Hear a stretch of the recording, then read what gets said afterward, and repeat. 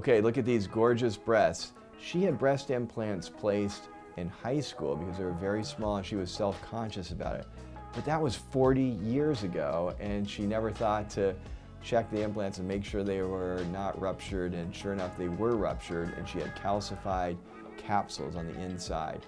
So we cleaned out all of that. I performed an in-block capsulectomy and removed entirely the capsule as well as the ruptured implants on each side. And we improved the shape of her breast. She used to have kind of a triangle down here on both sides. It wasn't very round and smooth. And so by switching up the implant size, using the latest generation of cohesive silicone gel implants, I was able to create this gorgeous shape. And if you look at the incisions underneath, I mean, you can barely see it even a few months post-op. I'm thrilled for her that she has such a beautiful LA natural result in this rapid recovery.